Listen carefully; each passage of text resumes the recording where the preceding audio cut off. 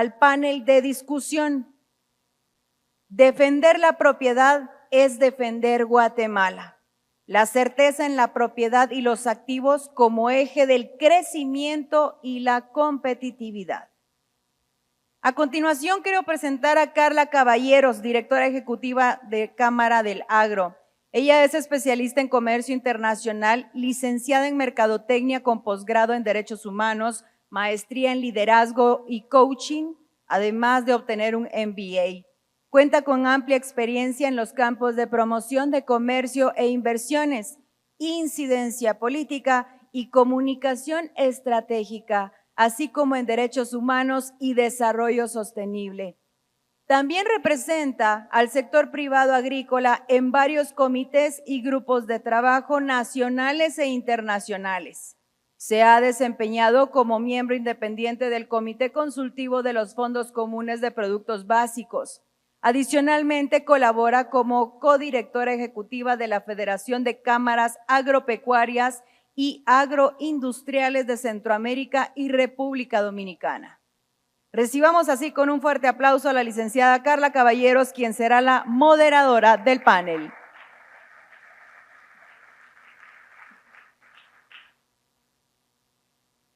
Muchas gracias, muy buenos días. Y me disculpo con los panelistas, no vamos a hacer las introducciones de todas sus bios por asuntos de tiempo. La magistrada Leila Lemos, presidenta de la Corte de Constitucionalidad, tiene precisamente que ir a proteger los derechos ciudadanos que mandata la Constitución Política de la República en una sesión del Pleno el día de hoy. Así que vamos a pasar directamente a invitar a nuestros panelistas a que puedan compartir acá en el escenario. Por favor, le damos la bienvenida a la licenciada Leila Lemos, que es la presidenta de la Corte de Constitucionalidad.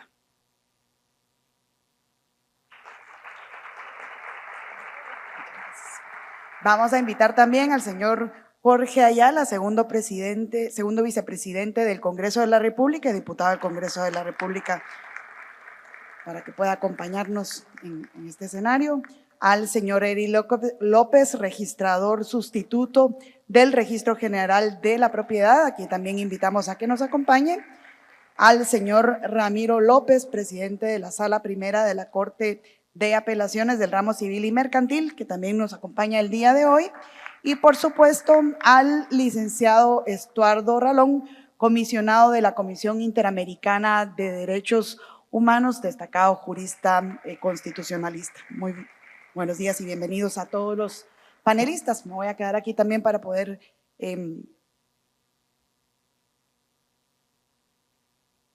muchas gracias. Creo que tienen todos ya su micrófono ahí en…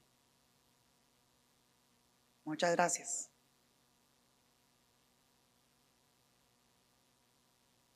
Agradecemos y destacamos las palabras del destacado conferencista internacional Hernando de Soto.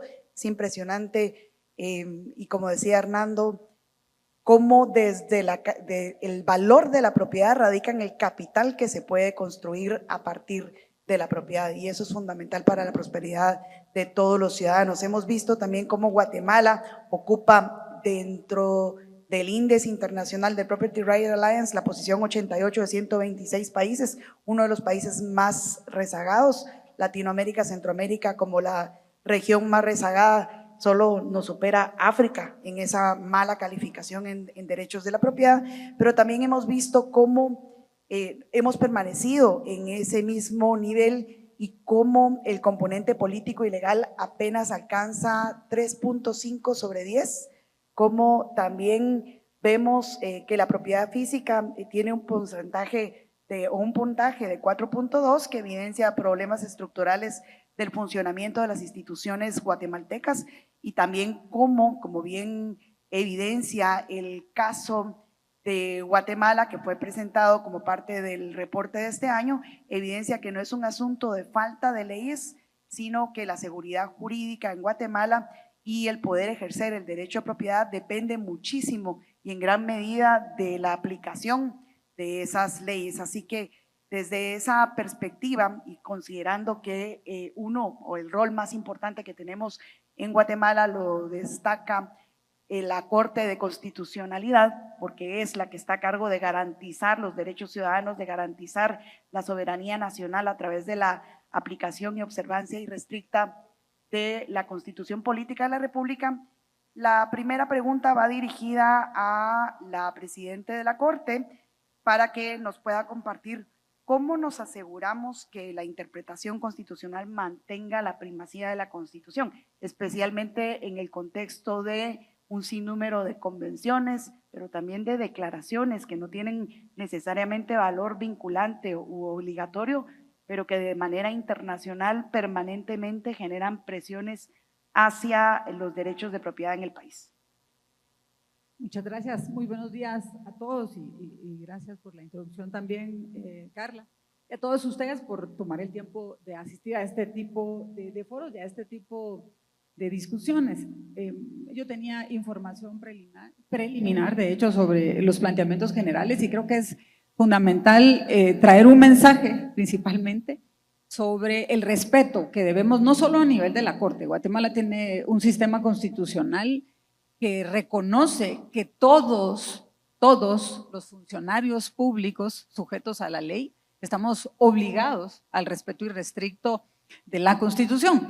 Y obviamente sobre este respeto irrestricto de la Constitución, indudablemente al principio de la soberanía. Y con ello también a todos los derechos que tenemos dentro del núcleo duro de la Constitución, y por qué no mencionar directamente el derecho a la propiedad garantizado en el artículo 39 de la Constitución. Yo en realidad no veo que haya una discusión en cuanto a la convencionalidad, y ahí sí quisiera ser de pronto puntual para hacer algunas acotaciones. No considero que exista un problema, al menos en cuanto a la estructura normativa. Nosotros reconocemos el derecho a la propiedad en el derecho interno y en nuestra Constitución, y lo hacemos también en réplica a compromisos internacionales que hemos adquirido y compromisos que están plasmados en convenciones. En el artículo 21, de hecho, de la Convención Americana sobre Derechos Humanos, en el artículo 17 de la Declaración Universal de Derechos Humanos, nosotros vemos plasmado este derecho a la propiedad y no hacemos más que una réplica en ese respeto desde la Corte de Constitucionalidad. Sí me gustaría referirme, recientemente, un par de semanas, estuvimos en una actividad, miembros de la Corte en Brasil, discutiendo un tema sobre la interacción del derecho privado con el derecho constitucional.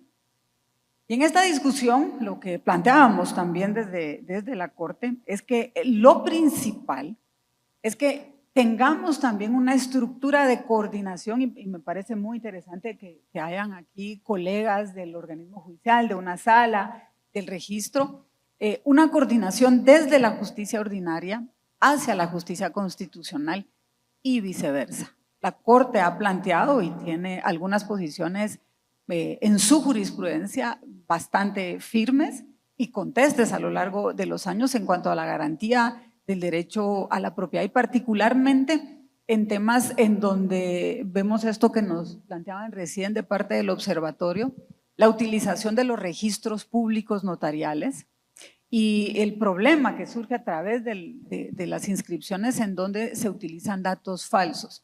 Yo creo que es a partir de ahí que la Corte, en una interpretación integral de estos núcleos duros de defensa que tiene la Constitución, puede defender estas posiciones ante compromisos que definitivamente también como país hemos adquirido en la suscripción de estos instrumentos internacionales. Muchísimas gracias. Licenciado Ralón, como comisionado en la Comisión Interamericana de Derechos Humanos, pues no es ajeno a conocer informes de relatores, informes de visitas in loco. Recientemente presentábamos ahí en una declaración del relator de Naciones Unidas para el Derecho a la Vivienda que dice textualmente que el derecho de propiedad está sobrevaluado. Y así estamos permanentemente viendo informes o declaraciones que cuestionan la legislación nacional, que cuestionan derechos constitucionales y que incluso contrarían muchas veces los preceptos que están en los convenios del sistema interamericano. ¿Cómo balanceamos o cómo desde la perspectiva del sistema interamericano y la Comisión Interamericana de Derechos Humanos se asegura la protección al derecho humano de la propiedad? Muy buenos días, un saludo a todos, distinguidos panelistas, un honor.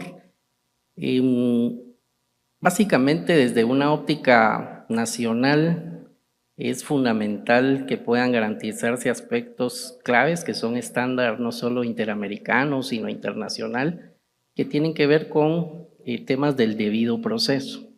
Normalmente cuando hay una controversia en derechos de propiedad, el debido proceso nos va a permitir que primero se analice cualquier caso desde una óptica eminentemente técnica y sobre otro lado el debido proceso va a tener dos aristas en el ámbito nacional. Una de ellas es que se le permita a cualquiera de las partes ejercer su derecho de defensa, plantear cuáles son los argumentos propios dentro de esa controversia, pero tiene otro elemento fundamental que es poder incorporar los elementos probatorios para establecer en esa controversia a quién le corresponde el derecho de propiedad. Esta dinámica, digamos desde una óptica eminentemente procesal, nacional, es una obligación que tiene cualquier Estado, digamos en el funcionamiento del sistema de justicia dentro de la institucionalidad del propio Estado. Y por lo tanto, la primera manera de analizar esto es de esta óptica de una debida diligencia con autoridades independientes, de una aplicación del debido proceso para que puedan establecerse una verdad material y se puedan agotar todos los recursos. La relación que hay de ese ámbito nacional con el ámbito interamericano pasa por el principio de subsidiariedad y complementariedad, es decir, no es una instancia revisora, no es una instancia que anula o revisa decisiones locales, sino lo que tiene que verificar si llegara a una controversia al sistema interamericano o internacional es que se le haya permitido a todas las partes hacer valer sus elementos dentro de una controversia. Entonces son dos niveles que se complementan, pero sobre todo que no es intrusivo o revisor o supranacional, y entonces la armonía es que cada quien respete su rol, que haya una, digamos, administración eminentemente técnica, garantizando ese debido proceso, ese derecho de defensa, que se haya permitido agotar todos los recursos, y entonces el Estado habrá cumplido con las obligaciones en materia internacional, ya que no es una instancia revisora de las decisiones de ninguno de los tribunales nacionales ni de ninguna corte constitucional. El respeto de esos roles es el que va a marcar el equilibrio. Muchas gracias. El licenciado Eric López, segundo registrador general de la propiedad, representa el registro que es el corazón de la certeza jurídica. Si no tenemos certeza sobre la propiedad, si no tenemos certeza sobre un registro y no hay un sistema confiable, no hay título que valga, no hay crédito en el sistema hipotecario que valga y que nos genere la aprobación de un préstamo y por lo tanto la inversión no llega. Como decía el doctor Hernando de Soto, no se transforma esa propiedad en capital. ¿Cómo podemos garantizar o cómo podemos poner en contexto una de las cifras alarmantes que nos presenta el estudio que presentaban Andrea Cáceres y Jorge Gabriel Jiménez? Y es que hay más de 5.700 denuncias por falsificación y más de 2.400 denuncias por delitos de usurpación, que son las invasiones, y que son invasiones que pasan en las casas, en los terrenos, lo hemos visto aquí con las maras, que invaden casas en las zonas periféricas de la ciudad, grupos criminales que invaden fincas en el interior del país, muchas veces en colusión incluso con funcionarios públicos. ¿Cómo garantizamos que el registro de la propiedad pueda funcionar? ¿Cuáles son los principales desafíos para que el registro nos brinde la seguridad jurídica? Buenos días a todos. Efectivamente, el registro de la propiedad es un pilar fundamental en un Estado de Derecho, porque su función principal es proteger los derechos de las personas sobre los bienes y siendo esto un derecho fundamental de las personas, enfrenta constantemente retos, principalmente porque tenemos un país que tiene poca propiedad y más posesión.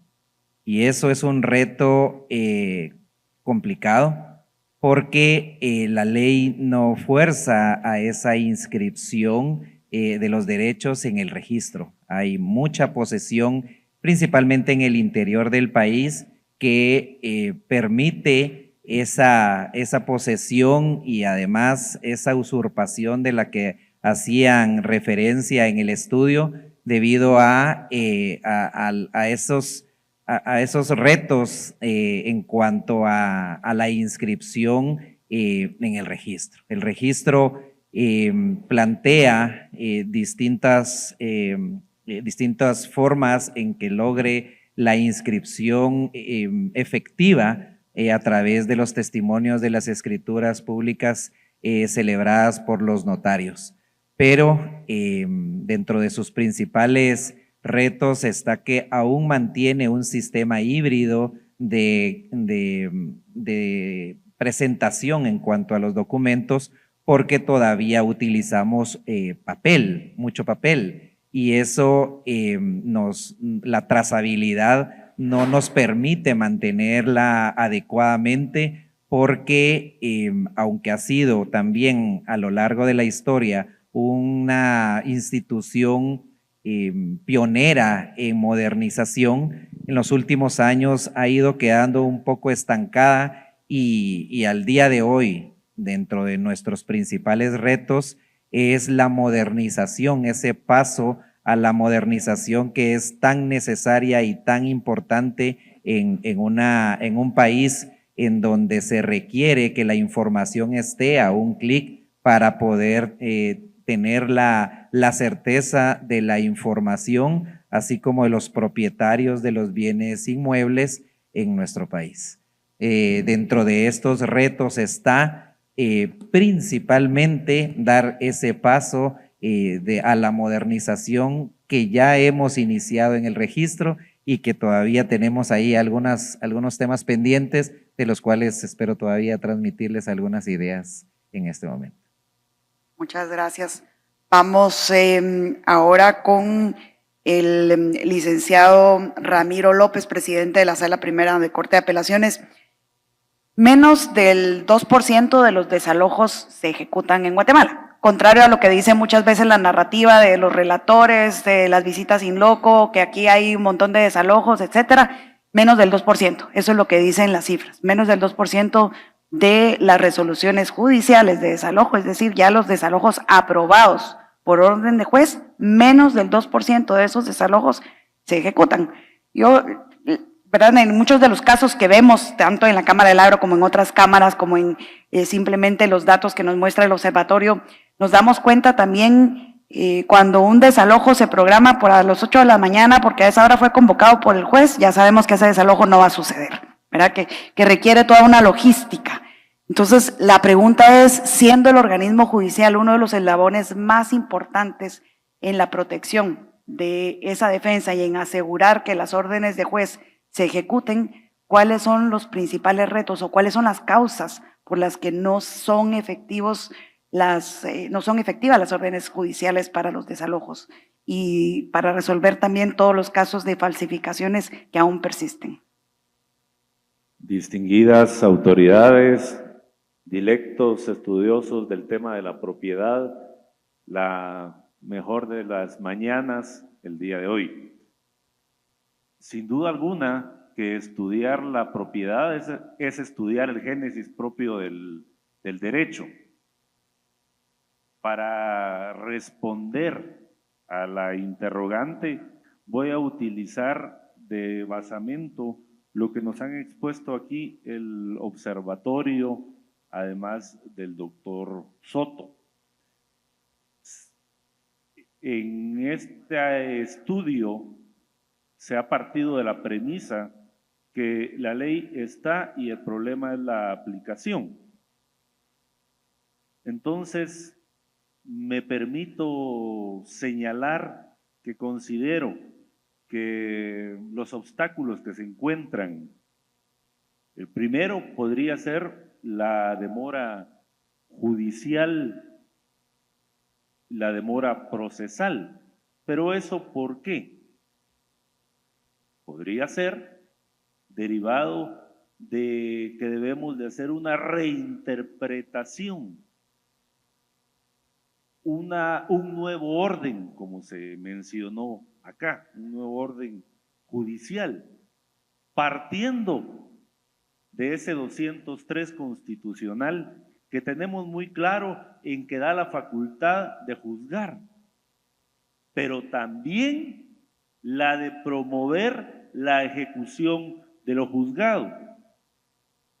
Estamos hablando de que hay desalojos judiciales ordenados que no se ejecutan. Estamos hablando entonces de que debemos de aplicar la fuerza que la ley permite. Eso no lo estamos inventando. Por supuesto que uno de los elementos de la jurisdicción es el uso de la fuerza proporcional, y cuando de desalojo se habla, se está frente a la posibilidad de ejecutar lo juzgado. Si no se ejecuta lo juzgado, constituye una mera declaración lírica el haber juzgado, el haber ordenado ese desalojo. Entonces, no solo estamos hablando de una reinterpretación, sino también el recordar que el tratamiento en materia de propiedad no es un tratamiento únicamente del ámbito penal. No es excluyente otras responsabilidades, las civiles. La Corte de Constitucionalidad ha fijado doctrina al respecto de la protección total y de la protección parcial. Entonces, también quien hace uso de la justicia debe recordar que no solo está el ámbito penal, sino también el ámbito constitucional, en donde ya se han fijado debidamente precedentes para cumplir con la restitución del derecho de la propiedad. Además, concuerdo en que efectivamente en el momento de la ejecución se envía a un ejecutor, pero ese ejecutor, desde la perspectiva del organismo judicial, se ve limitado a que no existe un protocolo institucional, menos una coordinación en los protocolos. Si bien el Ministerio Público lo tiene, bien es cierto que lo tiene la policía, el organismo judicial, repito, envía a un ejecutor y ese ejecutor muchas veces se ciñe a lo ordenado taxativamente, pero no hace más que eso en algunos momentos. Ejemplo, que hasta parece risorio, pero la práctica lo dice. Bueno, no ordenó el cerrajero. Eso es donde decíamos, la nueva reinterpretación. Hay niños en la propiedad, hay adultos mayores, ¿qué tratamiento a seguir? Y entonces muchas veces suspenden y se vuelve a plantear.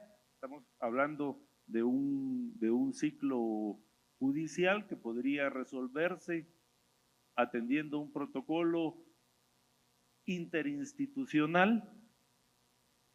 ¿Por qué? Porque también estamos frente al hoy por hoy de que el personal que se utiliza en esta materia de desalojos es técnico. También es importante que en el planteamiento que se haga oportunamente se disponga hoy por hoy de aspectos geoespaciales para documentar esa diligencia, fotografías, videos, lo que no vaya obstaculizando y que no dé lugar a nulidades, a recursos.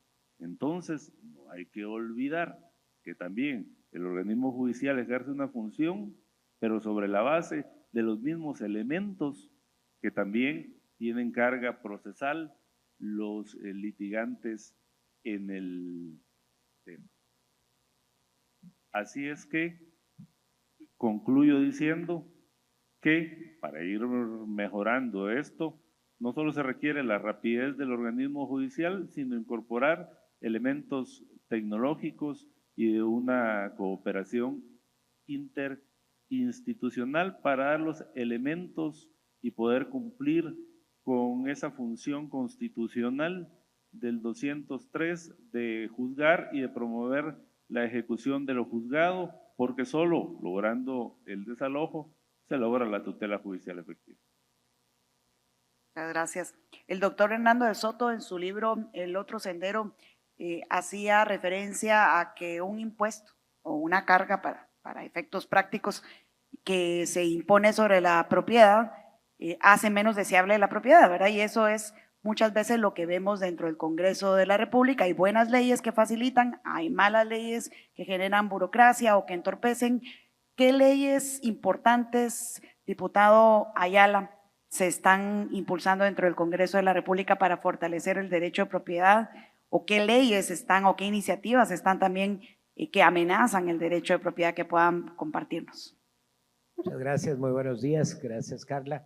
Señores panelistas, invitados. Dentro de la Comisión de Economía el año pasado tuvimos la oportunidad de dictaminar una iniciativa planteada por el diputado Cristian Álvarez. Consideramos que uno de estos obstáculos, digamos, para poder generar las condiciones de certeza jurídica del traslado de dominio de los bienes, tanto inmuebles como muebles, es el impuesto sobre herencias, legados y donaciones. Este es un impuesto establecido por el decreto 431 de 1948, un impuesto totalmente desactualizado, un impuesto muy difícil administrativamente de cobrar y un impuesto que además establece una carga que puede considerarse una carga confiscatoria. Llega a ser este impuesto establecido sobre el valor de la propiedad dependiendo de si la donación o la herencia o el legado es en diferentes grados de afinidad o consanguinidad y puede llegar a constituir hasta el 25% del valor del inmueble con su valor comercial actualizado. O sea, hay que hacer un proceso de avalúo del inmueble que se pretende trasladar y además se le debe de cargar un impuesto hasta del 25%. Y resulta que si la persona favorecida como heredera o persona que se le va a legar el inmueble no puede cancelar ese pago de ese inmueble, de ese impuesto del inmueble, tiene una carga del 100% en multa sobre el valor de ese 25% del inmueble. Entonces resulta que alguien tiene que vender el inmueble para poder pagar el impuesto de la traslación de ese inmueble. Sin duda es un impuesto desactualizado, mal diseñado, con altísimo costo para cobrarlo, de un impacto marginal en la recaudación de impuestos del Estado también, no representa más de 40, 50 millones de quetzales, pero sí representa la oportunidad para alguien de poder registrar y poder generar capital de ese inmueble o de esa propiedad que va a ser trasladada para ellos. Sin duda es un impuesto que tuvo dictamen favorable, digamos, la derogatoria del impuesto. Ya pasó por un segundo debate en el Congreso, lo teníamos agendado en esta semana para tercer debate de artículos y redacción final, creemos que va a ser un impuesto que va a ser derogado y expulsado totalmente ya de nuestro marco legal, porque además representa un problema práctico a la hora de que los notarios tratan de hacer el esfuerzo también de apoyar en la legalización de esa sucesión o de ese trámite testamentario.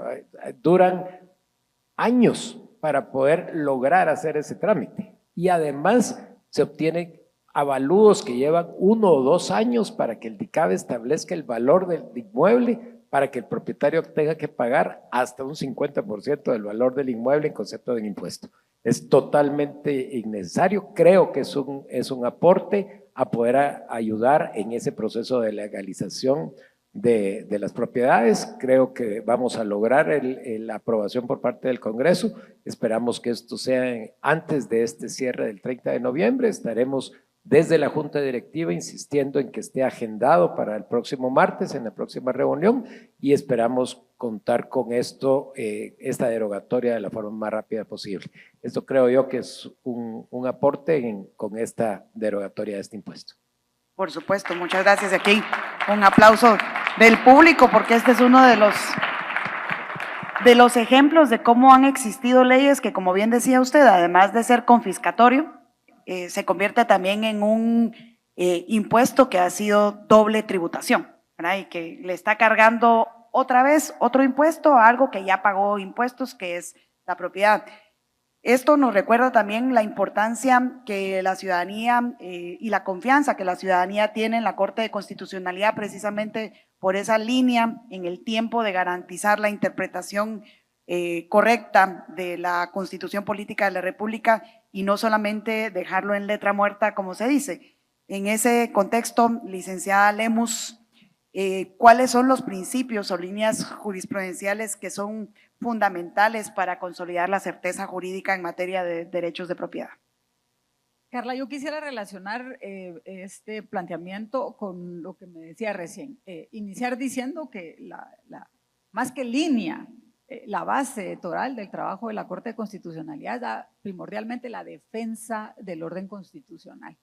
Si nosotros entendemos que el constitucionalismo moderno nace a partir de 2 premisas: 1, el reconocimiento de los derechos ciudadanos, y 2, los límites al ejercicio de la función pública, los límites al poder público, diría que ese debería de ser el pilar en el cual se debe de analizar la participación de la Corte. Pero no obstante ello, también es importante recordar, y lo mencionaba recién el comisionado en cuanto a las líneas en materia de la convencionalidad, el respeto al debido proceso. Y también con esto quisiera enlazar algo que recién decía el magistrado de la sala. La Corte, por ejemplo, en cuanto a su participación, es, digámoslo así, el último eslabón en la cadena judicial. Pero nos hemos visto como institución en los años recientes con una serie de requerimientos que normalmente nosotros vemos en tensión en la justicia ordinaria. Yo creo que usted mencionaba las tutelas parciales y tutelas totales. ¿Y a qué se refiere esto? Yo podría darles a ustedes una serie de ejemplos que suenan interesantes y rimbombantes en cuanto a las definiciones, pero creo que es más práctico si se los planteo en términos específicos de estas tutelas. Nosotros hemos visto, por ejemplo, propietarios que llevan discusiones a la justicia ordinaria porque resulta ser que estuvieron 10, 15 años fuera de Guatemala invirtiendo todos sus ahorros en una propiedad y cuando vienen a Guatemala resulta que ya no es de ellos, que alguien más lo inscribió a nombre de otra persona, pero que no solo lo inscribió a nombre de otra persona, sino que la primera compraventa la hizo con un muerto, en el protocolo de un muerto, y la segunda y tercera compraventa también se hizo con un muerto. Y tenemos en la tensión ordinaria, en la tercera o cuarta compraventa, ya a los vivos, que están discutiendo derechos que estaban legítimamente inscritos en el registro de la propiedad.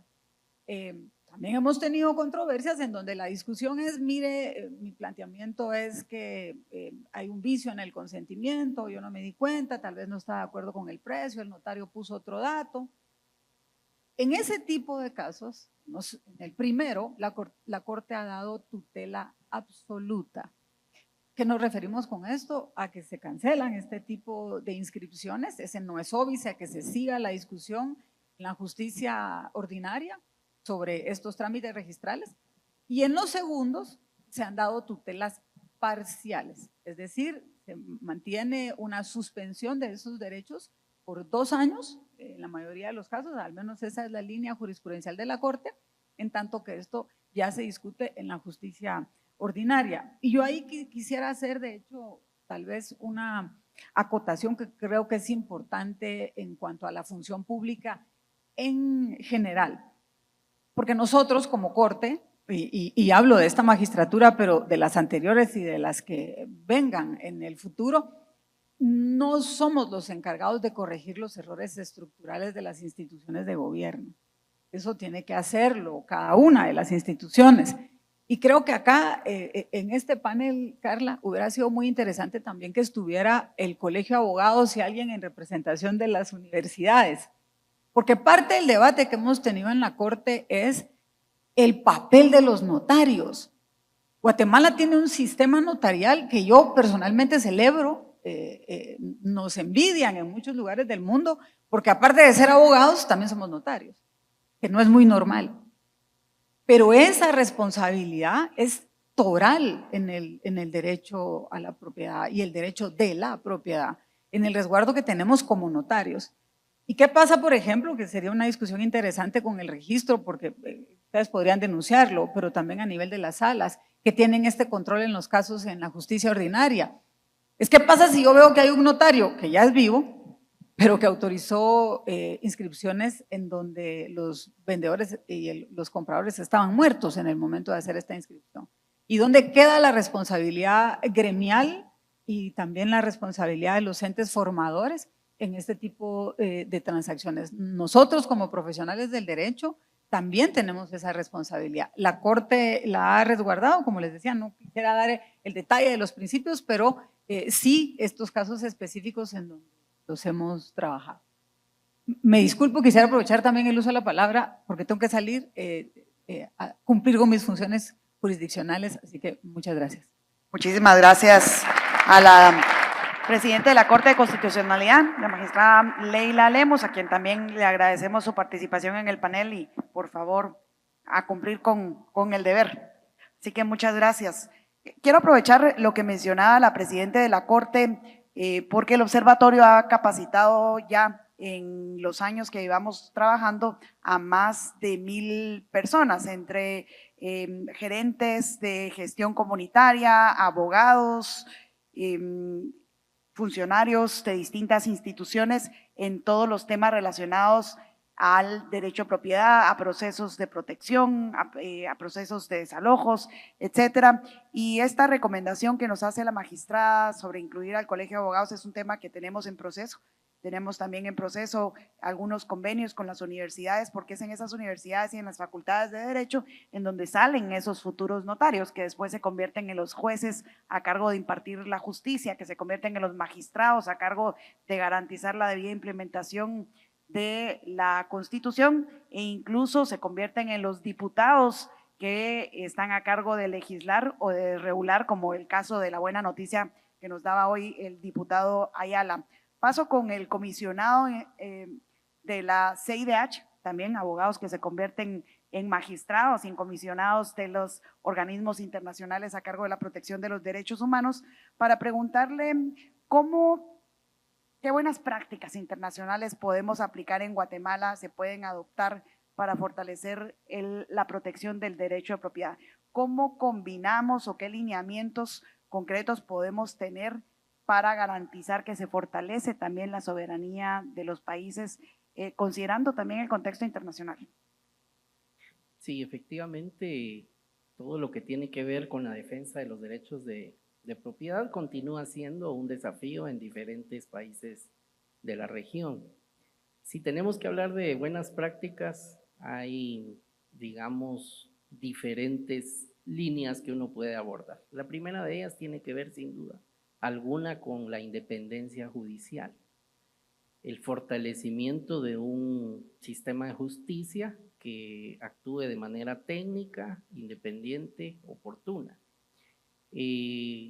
Si lo traemos al contexto en el cual nos encontramos, lamentablemente hay, digamos, una politización e ideologización muchas veces que no hemos podido solventar en cuanto a ciertos temas en la administración de justicia. Y eso nos hace que tener que reflexionar desde el modelo de postulación, selección, que premie mérito, capacidad, como el que puedan ejercer sin presiones externas, sin presiones internas, con los esquemas de seguridad también adecuados, que garanticen que se van a resolver de manera técnica las controversias en materia de propiedad.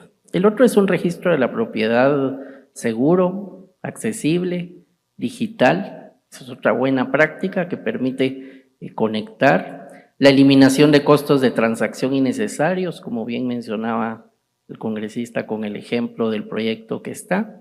Y lo otro es, sin duda alguna, una cooperación internacional bajo el principio de no intervención. Y bajo el principio de no intervención es una cooperación internacional eminentemente técnica que no condicione ayudas a decisiones que corresponden tomarse por instituciones soberanas de un Estado. Esas, digamos, son los elementos. Fortalecer el derecho de propiedad es fortalecer la libertad, es fortalecer la capacidad de inversión, es fortalecer la vivienda familiar, es fortalecer la seguridad rural, es fortalecer el patrimonio de cada ciudadano. Y para poder hacer eso se necesita tener un marco de un Estado de Derecho. Y ese Estado de Derecho funciona a través de instituciones técnicas e independientes, en donde cualquier ayuda, apoyo, pues se debe de dar en el ámbito internacional bajo este principio de no intervención. Ese es el equilibrio con diferentes medidas hacia donde debemos avanzar si queremos hablar de ir construyendo certeza jurídica, ir construyendo una certeza al derecho de propiedad en general. Vamos con el licenciado Eric López. En la evaluación que se hace de Guatemala, en el informe del índice de propiedad, uno de los temas que está calificados como los más bajos es la eficiencia de los registros, y quizás no necesariamente relacionado a la seguridad jurídica, sino a lo complejo que se vuelve muchas veces o a los costos relacionados a los registros. ¿Cómo podemos combinar un RGP virtual como parte de esa modernización y propuestas para cerrar o para reducir esa brecha con la seguridad jurídica de los procesos? Mencionaba en mi intervención los retos con los que nos hemos topado en el registro, y nos pusimos a trabajar para poder lograr y dar ese paso que me atrevo a decir va a cambiar bastante la forma de hacer las cosas, no solo en el país, sino en el registro. Y es la presentación a distancia de documentos autorizados por los notarios. Esto ha sido un proceso que hemos venido trabajando ya bastante tiempo y que está a punto de salir a la luz, el que sea ya posible presentar el testimonio de los documentos autorizados por los notarios a distancia desde sus despachos a través de la herramienta con la firma electrónica avanzada. Esto abre una puerta muy grande para la trazabilidad y para la seguridad que tanto hemos estado buscando en esta institución y en general las instituciones para mantener esta certeza.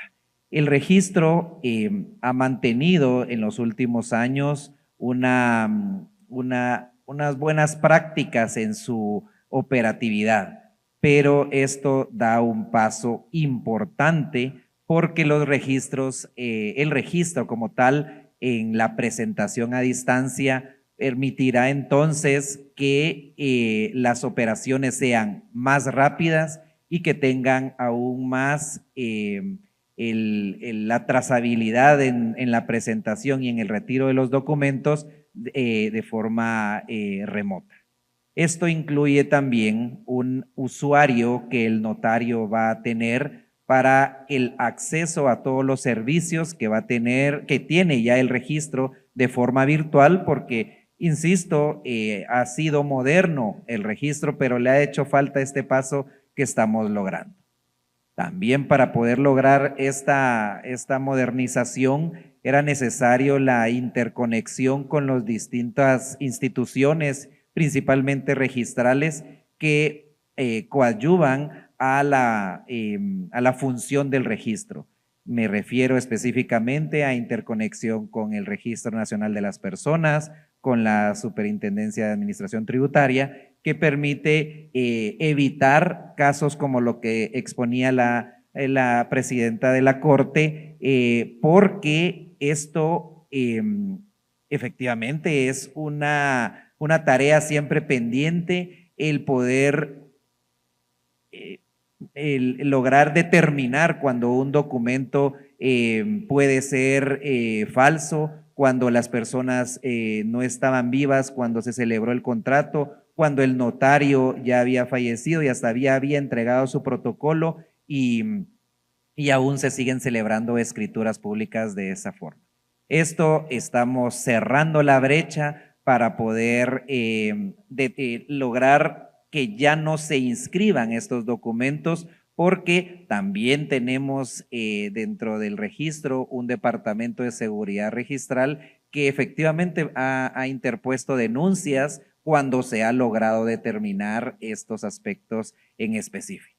Estamos trabajando para lograr estas mejoras y que en los próximos meses van a estar informados no solo en redes sociales, sino en los distintos medios de comunicación, estos pasos importantes que el registro está dando y que va no solo a socializar, sino a capacitar a los notarios para que puedan utilizar estas nuevas herramientas y de esa manera lograr lo que el registro ha mantenido como su eslogan, que es el de seguridad y certeza jurídica. Muchas gracias.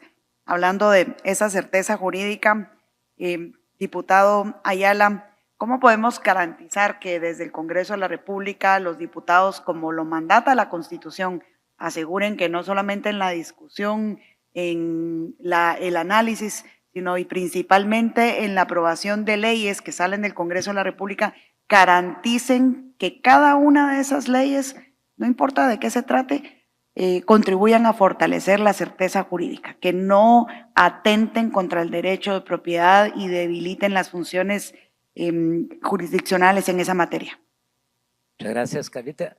Efectivamente, nosotros desde el Congreso tenemos varios mecanismos para poder garantizar que el proceso de elaboración y promulgación y sanción de leyes tengan que tener la garantía de no estar en incumplimiento de ningún artículo o de ningún precepto constitucional.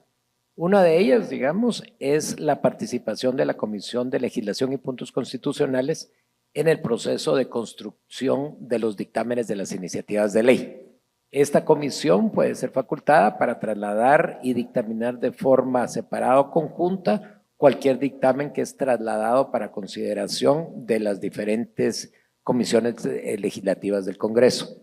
Ese es un primer mecanismo, digamos, de consulta dentro del mismo pleno a través de una comisión especializada que su responsabilidad es velar porque el articulado garantice el cumplimiento de los aspectos constitucionales.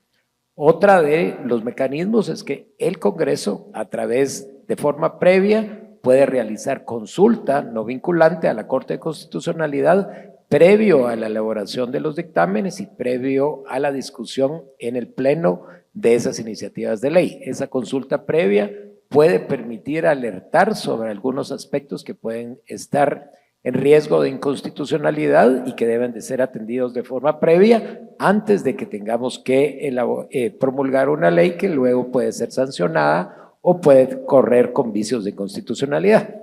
Pero creo que la última, que creo que es la principal, y lo decía la magistrada presidenta, no solo la Corte de Constitucionalidad, sino que todos los guatemaltecos y especialmente nosotros como legisladores, tenemos una responsabilidad tanto personal como ética, como profesional, de velar por garantizar que los aspectos y preceptos constitucionales deben de ser garantizados.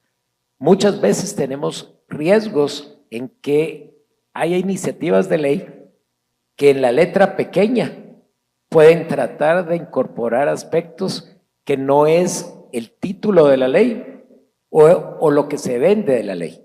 Y lo veíamos con un caso en particular que teníamos una ley en discusión que fue discutida en primer debate el año pasado. Este segundo año, esta segunda legislatura no avanzó porque consideramos que evidentemente tiene vicios de inconstitucionalidad bajo un título que podía ser atractivo. La ley se llama Ley para declarar el Día de los Pueblos Xincas. Entonces dice que todos tenemos que reconocer que se debe celebrar un día y que debe de reconocerse los aspectos culturales de una población. Que hasta ahí estamos bien. Que hasta ahí estamos bien, no tenemos ningún problema en que se declare un día o que se reconozcan los aspectos culturales. El problema es que en una ley de 7 artículos, en el artículo 5 dice que las consultas a los pueblos son vinculantes y que no se puede desarrollar proyectos públicos ni privados sin la previa aprobación de la población. Esa ya excede totalmente los alcances que pudo haber tenido el convenio 169, porque entonces ya obliga a que sea vinculante y que tenga que ser aceptada. Y luego habla un artículo de Tierra y Ambiente donde dice que se reconoce la propiedad en los pueblos xincas, sin pasar, digamos, por un proceso previo de garantizar quiénes son los legítimos propietarios de esas tierras. Entonces, lamentablemente, bajo un título atractivo, pueden aparecer 2 artículos donde evidentemente hay un problema que puede atentar contra la propiedad privada registrada en base a un mensaje que pueda ser atractivo. Entonces, en estos casos, seguramente, previo a poder autorizarlo, y seguramente si el debate pasa a un segundo debate, habremos diputados que queremos hacer la consulta a la Corte de Constitucionalidad sobre esos artículos, previo a poder seguir avanzando con algo que pueda ser atentatorio a la propiedad privada. Entonces hay que tener mucho cuidado también en que por un título engañoso o un título atractivo podamos correr el riesgo por desconocimiento de aprobar legislación que atente contra los derechos de la propiedad privada. Claro, y así hemos visto casos también de otros proyectos dentro del Congreso de la República, como uno de esos proyectos que me viene a la mente en este momento, que es aquel que confunde los desalojos ordenados por juez con los procesos de desplazamientos forzosos o los desplazamientos derivados de emergencias por eventos naturales, ¿verdad? Hay muchísimas cosas que llegan al Congreso que atentan contra el derecho de la propiedad privada, así que es importante que se platique y que se reconozca los mecanismos que la misma ley prevé para que los diputados puedan asegurar ese análisis responsable previo a la aprobación de leyes. Licenciado Ramiro López, como veíamos hace un momento, hay una brecha en el cumplimiento de la ley y lo que la ley dice, ¿verdad? Entonces, ¿cómo desde el organismo judicial, cómo podemos tener acciones o reformas internas concretas que fortalezcan la certeza jurídica, pero también que fortalezcan la implementación de la legislación en materia de propiedad?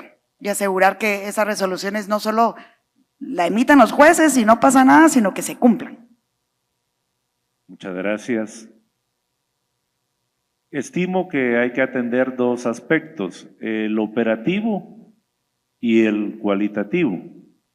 En cuanto al operativo, la actual Corte Suprema de Justicia, por lo que podemos ver en hechos concretos, ha establecido juzgados pluripersonales, juzgados especializados, ejemplo, extorsiones, de trata, es decir, que resulta previsible que podría atender la sugerencia hecha aquí por el observatorio de crear juzgados especializados en propiedad y ejecuciones inmobiliarias.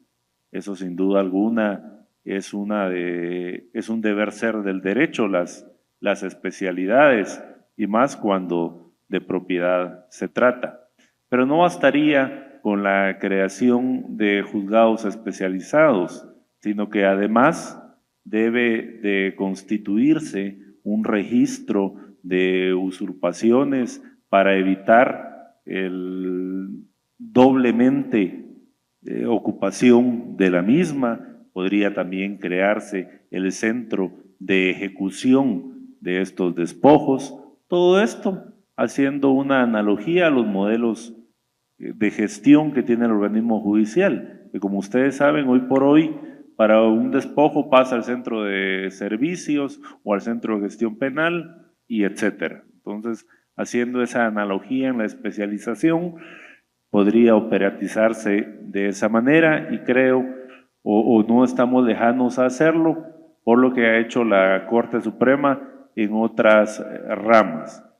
También, sin duda alguna, el deber ser del derecho, de lo dinámico del mismo y del estudio constante, hace recordar las capacitaciones científicas, esas capacitaciones científicas donde incorporan, como aquí se ha dicho, a todos los sectores, porque al final este es un tema no solo del organismo judicial, sino un tema de cambio de cultura jurídica en el tratamiento del despojo judicial. Licenciado Ramiro López, 30 segundos para un mensaje de cierre.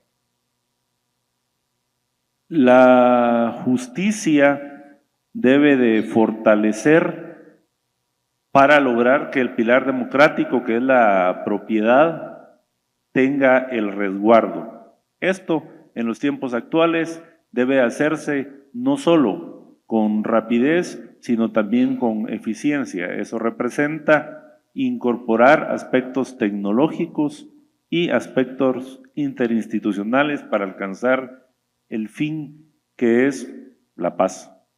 Licenciado Eric López, su mensaje de cierre. Que definitivamente se necesita la comunicación interinstitucional y el apoyo judicial para poder fortalecer ese derecho de propiedad del que todos buscamos y que busca el registro respaldar, pero que no debe ser un esfuerzo aislado, sino en conjunto como Estado. Diputado Ayala, 30 segundos, el mensaje de cierre del Congreso de la República. Sí, muchas gracias. Efectivamente, yo creo que de lo platicado hoy, de la exposición magistral del doctor de Soto, lo más importante creo es construir esa certeza jurídica, esa garantía de que el bien, esa propiedad genera capital, que esa generación de capital genera desarrollo, genera prosperidad. Yo creo que todo el esfuerzo que tenemos que hacer por construir esa certeza jurídica, esa modernización de nuestros registros, esa capacitación a nuestros cuadros jurídicos garantizarían que Guatemala continúe siendo un país de propietarios y pueda generar desarrollo y progreso. Muchas gracias.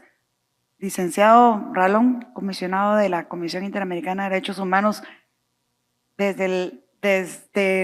y aquí le voy a pedir que hable como abogado guatemalteco, más allá de la Comisión Interamericana. Su mensaje de cierre para Guatemala. Debemos fortalecer el derecho de propiedad. En la brillante exposición que hizo el doctor de Soto, él daba el ejemplo con su navaja y las diferentes hojas y puntos que deben conectarse. Él se refería a cómo conectar el capital con la propiedad.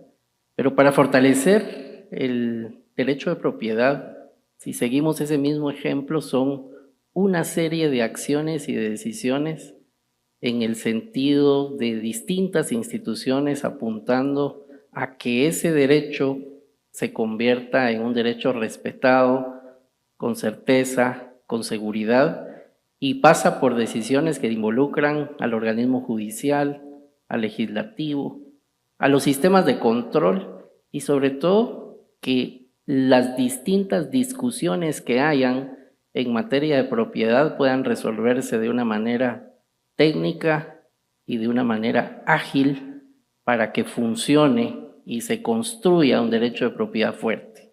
Solo con fortalecimiento del derecho de propiedad, países como el nuestro, que tienen mucha pobreza, podrán salir adelante. Mientras no apuntemos a fortalecer el derecho de propiedad, seguiremos de una manera muy precaria como hasta el momento. El derecho de propiedad no se defiende solamente con los discursos, con el texto, sino con la debida aplicación de la ley, como hemos visto y escuchado el día de hoy de todos los representantes de las instituciones del Estado guatemalteco y también del comisionado de la CIDH. Necesitamos instituciones que funcionen, necesitamos leyes justas, jueces que actúen, registros confiables y un Estado que entiende que sin propiedad no hay libertad, no hay inversión y no hay desarrollo. Muchísimas gracias a todos nuestros panelistas por habernos acompañado el día de hoy y muchas gracias a todos ustedes.